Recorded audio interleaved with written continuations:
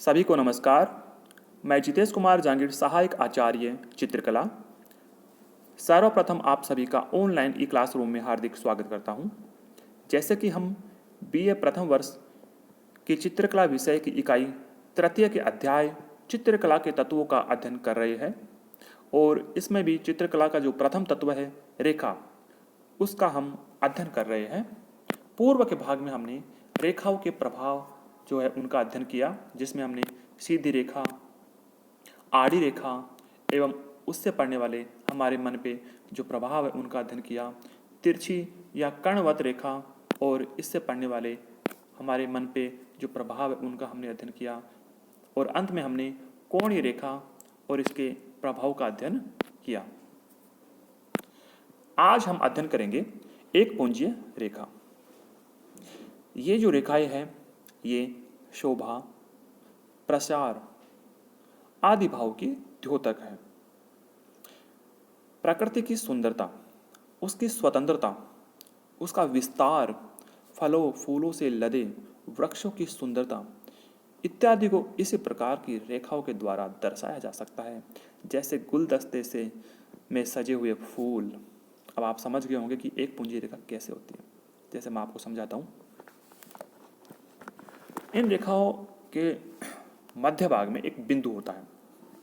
जैसे कि मध्य भाग में एक बिंदु और बिंदु के चारों तरफ से विभिन्न प्रकार की रेखाएं निकल रही है। जैसे कि सूर्य है और सूर्य मुख्य बिंदु है और उसके चारों तरफ से उसकी जो किरणें हैं वो निकल रही है, मतलब ठीक है। इसी प्रकार से फूल होता है, उसमें फूल में भी उसकी जो पत्तियां होती है उसके चारों तरफ बिखरी होती है, विस्तार लिए होती है। मतलब इसी प्रकार से विभिन्न प्रकार के जो पत्ते होते हैं उनमें जो फल है और उसके चारों तरफ जो पत्ते होते हैं, मतलब इन सब से हमें एक प्रकार से शोभा, मतलब उसमें शोभा और सुंदरता तो है ही, उसमें प्रसार भी है। क्योंकि जैसे सूर्य की किरणें हैं वो चारों तरफ फैलती हैं तो उसमें प्रसार भी आपको दिखाई देगा, उसमें विस्तार भी है, उसमें स्वतंत्रता भी है। जैसे कि एक पिंजरा है और पिंजरे में लगभग छोटी छोटी चिड़िया जो है वो कैद है, लगभग 25-30 चिड़िया कैद है। और जैसे ही उस पिंजरे का दरवाज़ा हम खोलेंगे तो पिंजरे के दरवाजे से बहुत सारी वो जो समस्त जो चिड़िया है वो निकल के आसमान की तरफ उड़ेगी। तो आसमान की तरफ जो उड़ेगी तो वो स्वतंत्र हो जाएगी और वो चारों तरफ फैल जाएगी। उनमें प्रसार भी है, स्वतंत्रता भी है, ये जो विस्तार है और उनमें सुंदरता भी आपको दिखाई देगी। इस प्रकार से एक गुलदस्ता होता है, गुलदस्ते के अंदर विभिन्न प्रकार की जो टहनियाँ हैं वो एक गुलदस्ते में से निकली होती है और उन टहनियों के ऊपर फिर बहुत सारे फूल है वो निकले होते हैं, मतलब उनमें भी प्रसार आपको जो स्वतंत्रता है वो दिखाई देगी। तो चलिए चित्र के माध्यम से हम इसको समझते हैं। आपके सामने एक चित्र है जो सूर्य का है। पहले चित्र में सूर्य का रेखांकन किया गया है और दूसरे चित्र में जो वास्तविक सूर्य है वो मैंने आपके सामने प्रस्तुत किया है। आप देख सकते हैं कि सूर्य के चारों तरफ किस प्रकार से जो उसकी जो किरणें हैं वो फैली हुई है, मतलब एक बिंदु में से बहुत सारी रेखाएं निकली हुई है, एक पुंजीय रेखा कहते हैं। ठीक है, यहाँ पे मध्य भाग में सूर्य है और चारों तरफ जो सूर्य की किरणें हैं किस प्रकार से स्वतंत्र रूप में फैल रही है, चारों तरफ विस्तार सूर्य की किरणों का चारों तरफ हो रहा है। मतलब इसमें आपको शोभा भी दिखाई देगी, इसमें सुंदरता भी है, इसमें प्रसार भी है, विस्तार भी है इसमें, और इसमें स्वतंत्रता भी है। इस प्रकार के जो समस्त प्रभाव है वो आप एक पुंजीय रेखा और इससे बने जो चित्र है उनमें आप देख सकते हैं। अगली जो रेखा है वो है चक्राकार रेखा। चक्राकार रेखा, आप बहुत से चित्र देखते होंगे, ऐसे बहुत से ऐसे दृश्य देखते होंगे जिसमें आपको चक्र जैसी आकृति का आभास होता हो, बिल्कुल चक्र जैसा। जैसे कि एक मच्छर मारने वाली कॉइन होती है, ठीक है, वो भी मतलब एक पूरी तरह से चक्राकार रेखा का ही हमें आभास देती है। और उसमें जो मच्छर मारने वाली जो कॉइन होती है वो बिल्कुल वैसी ही बनी होती है। जैसे मैं आपको उदाहरण दे रहा हूँ चक्राकार रेखा का, तो उसमें भी क्या है कि जब आप उसको देखोगे तो उसमें जो लाइनों की गति है, चक्र ऐसा बना होता है कि उसमें हमें मतलब बहुत ही गूढ़ एक रहस्य आपको उसमें नजर आएगा। मतलब उसमें कोई ना कोई रहस्य है, उसमें कोई शक्ति है, और उसमें गति है ना रेखाओं में, तो उसमें हमें उत्तेजना का आभास हमें उसमें होगा। ठीक है, ये जो आभास है वो हमें उसमें दिखाई देंगे। तो चलिए पढ़ते हैं इसको। वृत्ताकार एवं कुंडलित सर्पाकार रेखाएं, जैसे एक सर्प है वो कुंडली मार के बैठता है ना, वैसे चक्राकार रेखाओं के अंतर्गत आती है। और ये रेखाएं गति, उत्तेजना, वृद्धि, शक्ति, निरंतरता व पूर्णता, इसके साथ में हम एक चीज और जोड़ सकते हैं, रहस्य इत्यादि भाव की द्योतक है। इनमें निरंतरता भी है, गति भी है। गति और निरंतरता एक जैसी बात है।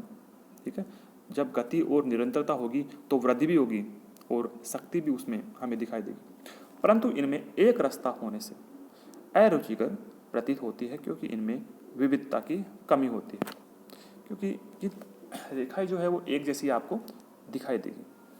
ठीक है, जैसे कि ये चित्र है, इसमें एक सर्प है वो कुंडली लगाए बैठा है, और एक तरफ जो चित्र आप देख रहे हो इसमें जो मकड़ी का जाल है वो भी कुछ ऐसा ही है। देखिए किस प्रकार से जो रेखा है एक जाल में बुनी हुई है गोलाकार रूप में। इनमें आपको गति, एक रहस्य, इसका आभास आपको होगा, निरंतरता का आभास जो है इसमें होगा आपको।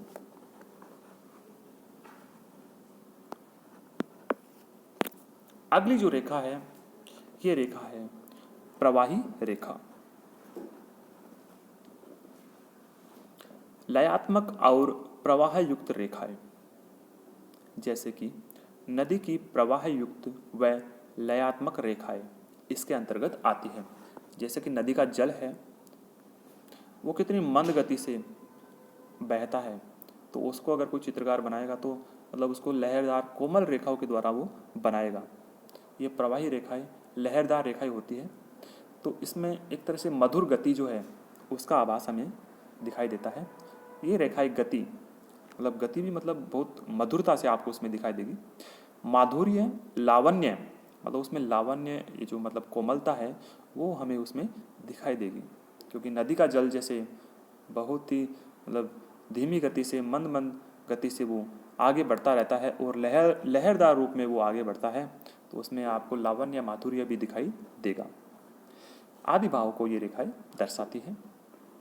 दिशा में क्रमिक परिवर्तन होने के कारण ऐसी रेखाओं की गति को मंद किंतु निरंतर प्रवाहपूर्ण बनाया जा सकता है। मतलब गति तो इसमें होगी, निरंतर होगी, लेकिन मंद रूप से होगी।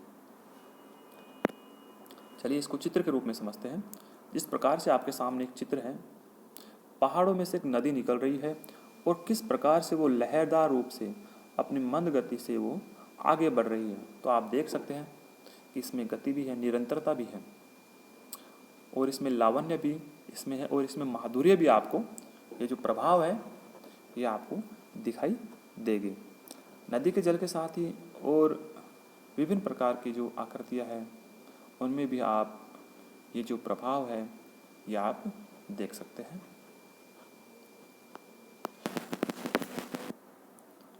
आगे हम पढ़ेंगे रेखांकन के जो विभिन्न प्रकार है उनके बारे में, लेकिन आज के इस वीडियो में इतना ही। रेखांकन के प्रकार हम अगले वीडियो में पढ़ेंगे। धन्यवाद।